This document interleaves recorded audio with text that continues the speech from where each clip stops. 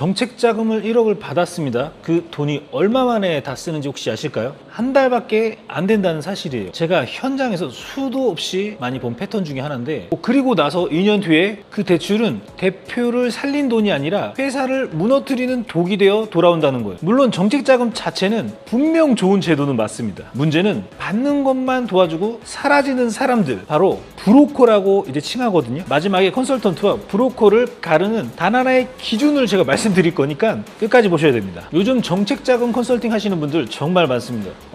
SNS 광고도 엄청 넘쳐나죠. 그런데 그 광고들을 보면 공통점이 하나 있어요. 뭐 전부 받게 해드린다, 뭐 계약금 같은 걸 받지 않는다, 뭐 저희는 정직한 업체다, 뭐 그런 거 많습니다. 자, 근데 대표님 입장에서 한번 생각해 보자고요. 자금이 만약 입금이 됐어요. 끝난 건가요? 아니죠. 이제부터 바로 시작입니다. 이 돈을 어디에 배치할지, 세금은 어떻게 정리할지, 거치 기간이 끝나면 뭘로 갚을지, 진짜 문제는 전부 입금 다음에 있습니다. 그런데 자금만 연결해주고 빠지는 구조에서 이 뒷땅 컨설팅 자체가 안 되는 거예요. 연계 자체가 안 되는 겁니다. 상환 설계도, 세무 관리도 실제 운영에 도움되는 그 어떤 것도 왜 그런지 뒤에 소름 돋는 이유를 말씀드릴 겁니다. 먼저 자금만 받고 끝났을 때 무슨 일이 벌어지는지 한번 보시죠. 대출이 실행되면 대표님들이 그 돈을 어떻게 쓰느냐, 계획서에는 운영자금, 설비 투자 그럴듯하게 적혀있죠. 근데 현실은 어떨까요? 밀린 거래처 대금 받고 밀린 급여를 주고 카드값을 정리를 하고 급한 불 다 끄고 나면은 바로 한 달 만에 통장에 있는 1억이 순식간에 사라진다는 거예요. 이게 왜 무서운지 혹시 아시나요? 돈은 사라졌는데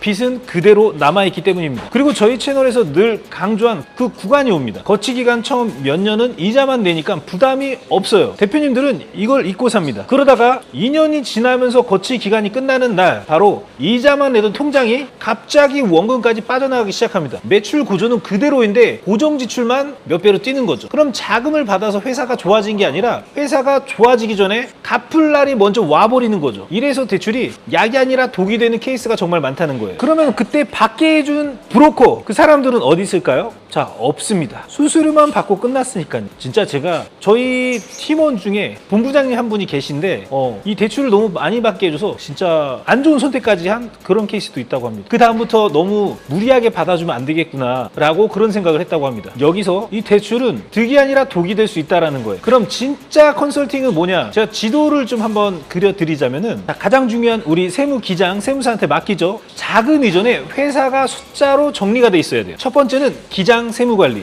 자금 이전에 회사가 숫자로 정리되어 있어야 됩니다. 기장이 엉망이면 다음 자금, 세금 대응도 모두 전부 막히게 돼요. 두 번째는 재무제표 설계예요. 은행과 기관에서 재무제표, 이걸 보고 회사를 판단하거든요. 이건 결산 때 한 번 보는 서류가 아니라 1년 내내 관리하는 겁니다. 그리고 세 번째는 특허와 연구소, 자, 기술력을 서류로 증명하는 장치들이라고 해요. 나라에서 공식적으로 인정된 서류들이죠. 이게 있어야 다음 단계가 열릴 수가 있다는 거예요. 그리고 네 번째는 벤처기업 인증. 세제 혜택부터 시작해서 자금 조달, 그리고 금리 할인까지 여러 가지를 통용하는 그런 관문 제도 중 하나예요. 자, 다섯 번째, 노무 관리. 자, 노무는 직원 문제, 그리고 4대 보험, 그리고 퇴직금, 지원 사업 요건과 바로 직결되거든요. 요즘에 고용지원금 이거 한 명당 720만 원에서 1200까지 인턴십 제도랑 여러 가지 믹싱해서 지원할 수가 있거든요. 여섯 번째는 바로 전관 정비와 법인 전환, 법인 설립이죠. 개인 사업자로부터 종합소득세 억 단위로 내거나 몇천 단위로 내시는 분들이 굉장히 생각보다 많습니다. 그래서 구조부터 바로 바꿔야 된다. 법인의 뼈대인 정관의 기본값 그대로인 경우가 굉장히 수두룩합니다. 그러면 절세 플랜이라든지 이 뭔가 혜택을 볼 수 있는 게 없어요. 일명 세무사나 법무사를 통해서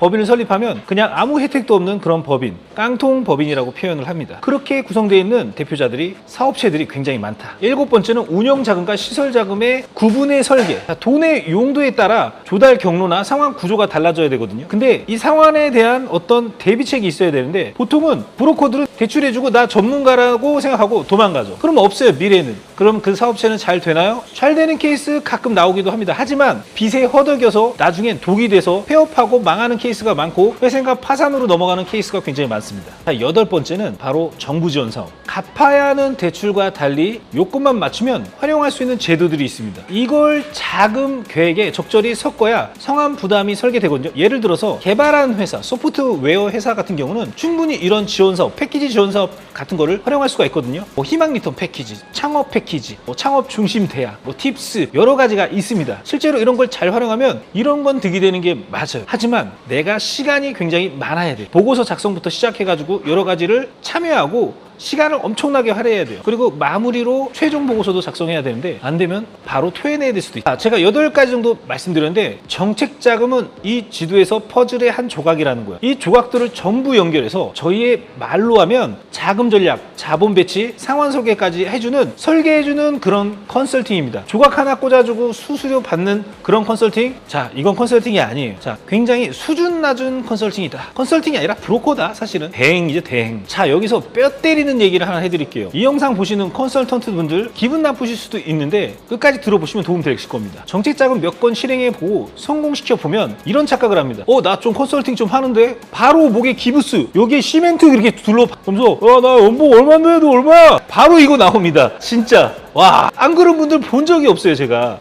자, 실제 팩트는 그 서류를 통과시킨 경험이지 기업을 설계해본 경험이 아니라는 거예요. 방금 그린 지도 기억나시죠? 자, 기장, 세무, 재무제표, 특허, 연구소, 벤처기업 인증, 노무, 정감, 법인전환, 그리고 포괄, 양수도부터 시작해가지고 자, 세무, 재무제표 컨설팅, 시설자금, 운영자금, 부동산 매입자금, 증여상속까지 연결돼 있는 하나의 원툴이라고 보시면 되는 거예요. 자, 이 중에서 직접 실행해 본 게 한두 개는 있을 거예요. 근데 모두 연결해서 하는 분들은 거의 존재하지 않는다. 아니, 그거 교육에서 다 배웠는데요. 네, 바로 그게 함정이라는 거예요. 요즘 교육들은 뒷단 커리큘럼이 다 있어요. 벤처기업 인증 요건, 연구소 설립 절차, 그리고 법인 전환 방법, 그걸 전부 지식으로는 가르쳐줘요. 근데 문제는 뭐냐면 설상 연구소 같은 경우는 굉장히 쉽기 때문에 인증을 했다고 치더라도 관리라는 게 중요하거든요. 사후관리, 이거를 어떻게 세금 신고한 걸 처리를 어떻게 맞춰서 진행해야 되는지, 세무사가 모르면 어떤 코드로 세무 코드를 적용시켜서 조세 제한 특례법을 활용해가지고 어떻게 세 공제를 해야 되는지, 이런 디테일함이 없기 때문에 현장에 나가면 어떻게 내가 말해야 되고 어떻게 써야 되는지 정확히 모른다는 거. 그래서 쓸 기회 자체가 안 오거나 그냥 말만 하고 그냥 정책자금 브로커하고 그냥 빠지고, 거의 이게 대부분입니다. 왜 그런 건지 오늘 영상에서 제일 중요한 대목입니다. 제가 처음에 말씀드린 그 기준인데요. 브로커와 컨설턴트 차이를 제가 말씀드렸잖아요. 시장에서는 요즘 정책 자금만 하시는 분들 뭐라고 부르는지 아세요? 컨설턴트가 아니라 바로 브로커라고 부릅니다. 자금과 기업을 연결해주고 수수료를 받는 그런 뭐 불법 브로커 이런 얘기들 많이 하죠. 사실상 정식 계약을 하고 하면 불법 아닌데 불법이라고 칭합니다. 특정 인물이나, 근데 여기에서 가장 큰 문제는 뭐냐면은 이 브로커들은 사장님들의 대출 대행해서 신청해주고 운이 좋으면 성공했어, 나 전문가 이러고 도망가요. 없어져. 그리고 2번, 3번 해줄 수 있어요? 빚만 늘려준다. 대표의 뒷단이 없다는 거예요. 생각해보세요. 대표님들 입장에서 여러분 지금 자금 서류해주는 사람이거든요. 그 사람한테 회사 정관을 보여주겠냐, 뭐 이런 거 기장 같은 거, 세무기장 뭐 옮기냐, 뭐 아니면 법인전환 같은 거 운명이 걸린 결정인데 상의를 하냐, 이거 비전문적인 사람한테 상의했다가 완전 안드로메다 가는 거예요. 진짜로 잘못 구조 짜고 잘못 관리하면 미래가 없이 완전 나락으로 갈 수밖에 없습니다. 이런 거를 이론적으로 지식적으로 배웠는데 쓸 기회 자체가 안 오는 게, 쓸 기회 자체가 안 온다는 이유는 바로 이런 이유죠. 이런 거 지식은 정말 많이 들어요. 근데 문제는 실제 실행하고 사후관리 디테일, 그리고 포지션이 잘못돼서 이런 일이 발생되는 거예요. 첫 단추를 잘못 껴있는 순간, 첫 단추를 밤새워서 공부한 벤처기업 인증, 뭐 아니면 뭐 법인 전환, 뭐 이런 거 뭔지 모르니까 꺼낼 엄두가 영영 되지가 않는 거예요. 그래서 이 기준이 하나예요. 자금 입금 받는 날, 관계가 끝나면 그냥 브로커가 되는 거. 그날부터 진짜 일이 시작되는 거는, 그래서 기준은 하나입니다. 입금일에 끝나는 사람, 입금일 후에 바로 시작되는 사람, 바로 후단이 바로 컨설팅이죠. 아니면 뭐 그냥 내가 연락 안 되고 그냥 끝이야, 바로 브로커. 상환 설계를 같이 하고 다음 분기 세금을 같이 보고 인증 로드맵 이걸 왜 해야 되는지, 그리고 대표님의 그런 사람에게 회사의 안쪽을 열어주면서 그 윈윈 구조가 되는 거거든요. 자, 정리하면서 제가 위의 내용을 이렇게 나열해서 말씀드렸는데, 실행 지침, 컨설턴트로 보이기 위해서 어떤 걸 해야 되는가. 첫 번째는 이 검증 순서를 뒤집어야 돼요. 자금을 실행해주고 저 이거 할 줄 알아요 이러면은 그 브로커죠. 반대로 만나서 처음 짚어주는 게 자금이 아니라 회사 구조, 그리고 대표님의 자금 얘기 전에 뭔가 세금 구조랑, 그리고 이제 개인 소득세라든지, 그리고 법인세라든지 정관에 대해서 한번 보신 적이 있나, 연구소 요건이 되는데 왜 안 만들었고, 그걸 하면 어떤 혜택이 있는데 말만 하는 혜택 말고 그러면 어떻게 해서 적용시켜가지고 세금 우리가 결산식으로 할 수가 있는지, 이 질문이 바로 여러분이 브로커 자리에서 컨설턴트로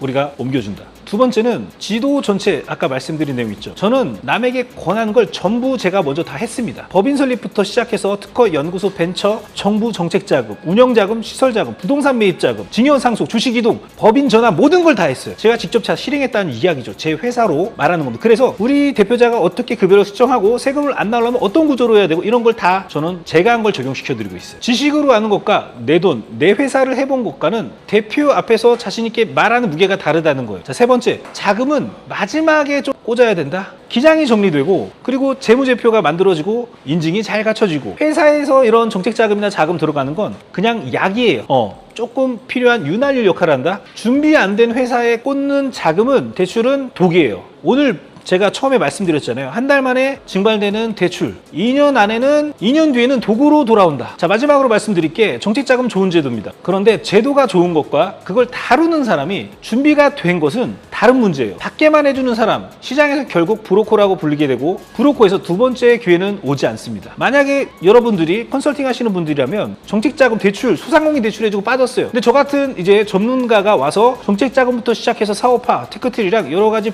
이런 구조 설계를 해주면 완전히 그냥 저와 계약할 수밖에 없게 되는 거고. 자, 입금일에 일이 시작되는 사람, 상한일까지 옆에서 도와주는 사람, 저는 그게 이 업에서 유일한 생존 방식이라고 믿고 있습니다. 저희 머니해결사 정 대표에서는 제가 직접 해본 것만 좀 말씀드린 거거든요. 물론 좀 딥하게 안 해본 것도 있지만 그런 것도 실행하고 있습니다. 자, 자금 이후의 컨설팅이 궁금하신 분들, 내가 배우고 싶다, 밑에 제가 원데이 클래스라고 무료로 강의를, 세미나를 열었거든요. 그래서 한번 밑에 참고하시면 좋을 것 같아요. 자, 구독과 좋아요 해주면 너무 좋고요. 다음에 더 좋은 영상으로 다가오겠습니다.